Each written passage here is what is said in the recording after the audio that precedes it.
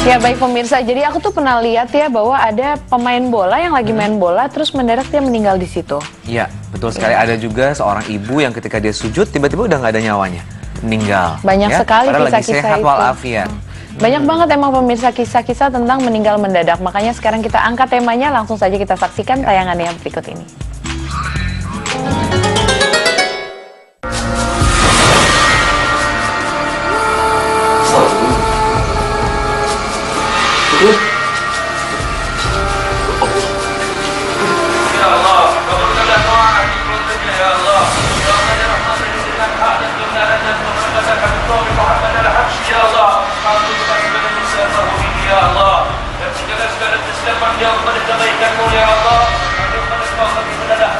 Mati mendadak.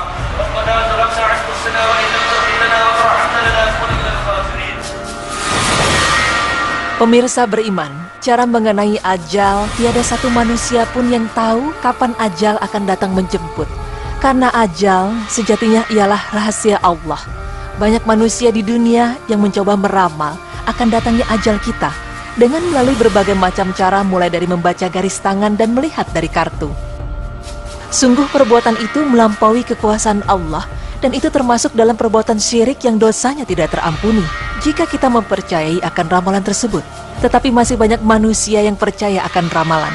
Bahkan para malaikat pun tidak mengetahui kapan akan datangnya ajal manusia, karena malaikat selalu menunggu akan perintah dari Allah kapan mereka akan mencabut nyawa setiap manusia di dunia. Dan pemirsa, berikut tim Berita Islami masa kini akan memaparkan beberapa kisah mengenai orang-orang yang menemui ajalnya saat mereka tengah melakukan aktivitas.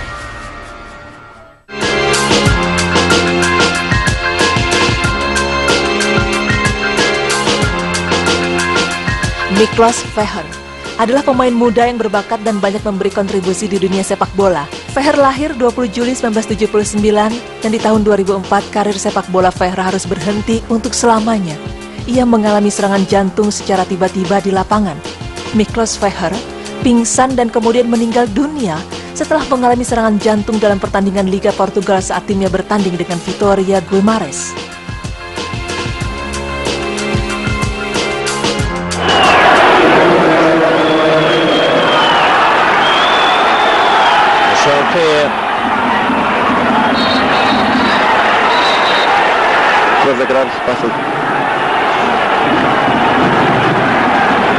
Sinais vários, muita preocupação dos jogadores do Benfica, entra quase toda a gente em campo. Os jogadores do Benfica têm as mãos na cabeça.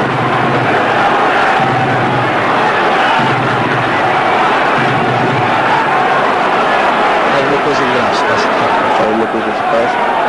Desse tipo de Miguel. São rostos de...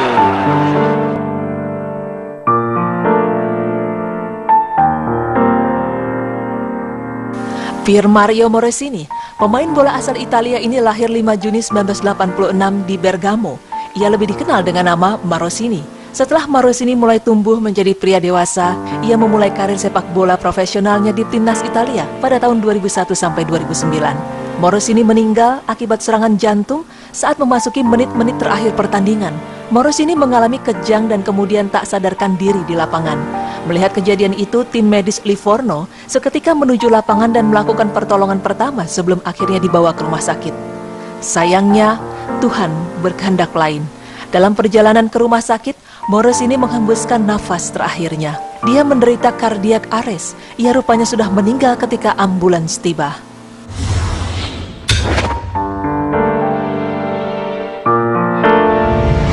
Situazione di panico perché mi pare che sul giocatore del Livorno sia addirittura svenuto, infatti è così, immagine terribile. Brutta immagine, brutta da vedere. Immagine terribile, guardate, guardate il giocatore del Pescara, forse Insigne, che se ne stava andando via. Qua c'è paura incredibile. Adesso stanno andando, guardate Schiattarella, le lacrime di Schiattarella.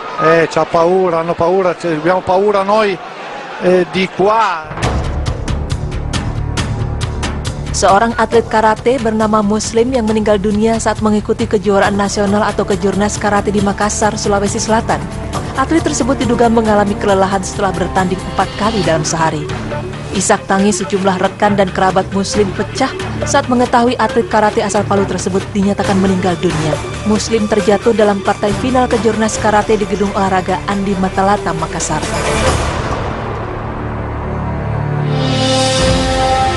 Seorang khatib bernama Haji Hamzah Junaid meninggal dunia dalam posisi sujud di Masjid HM Asyik. Almarhum yang sebelumnya masih sempat mengisi khutbah sholat Jumat di masjid ini, tiba-tiba beliau meninggal dalam keadaan sujud. Menurut keterangan salah seorang jamaah, almarhum saat sujud terakhir sholat Jumat sudah tidak lagi bangun di tahiyat akhir. Almarhum awalnya diduga tidak sadarkan diri dan langsung dibawa ke rumah sakit Islam Faisal. Tetapi saat sampai di sana, ia dinyatakan sudah meninggal dunia dan kemudian dibawa ke rumah duka.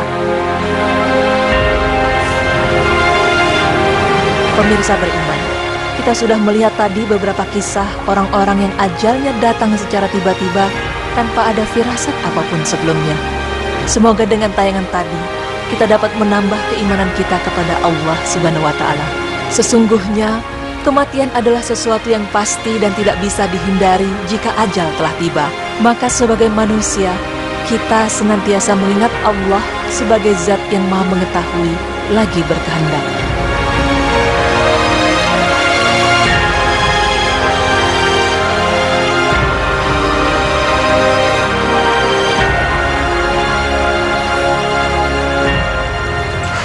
Ngelihat tayangannya tadi Bisa bener-bener datang ya, kapan saja. benar-benar ya. speechless banget ya. Emang kita nggak pernah tahu ya kapan, kayak tadi pemain bola lagi main bola tiba-tiba kena serangan jantung. Terus ada juga yang orang Indonesia lagi tanding karate mungkin karena kelelahan. Tapi yang paling luar biasa berita yang terakhir tadi, seorang khatib meninggal di sujud terakhir sholat Jumat. Luar biasa banget. Husnul khotimah, insya Allah ya. Mudah-mudahan kita juga termasuk yang seperti itu. Ketika kita dalam hidup tidak menyia-nyiakan waktu ya, terus kemudian memanfaatkannya dengan baik, tidak meninggalkan apa yang Allah perintahkan kepada Betul kita. banget. Dan kadang-kadang juga setelah habis sholat juga saya juga jadi teringat, saya selalu berdoa semoga ketika dipanggil nanti selalu dalam keadaan yang baik.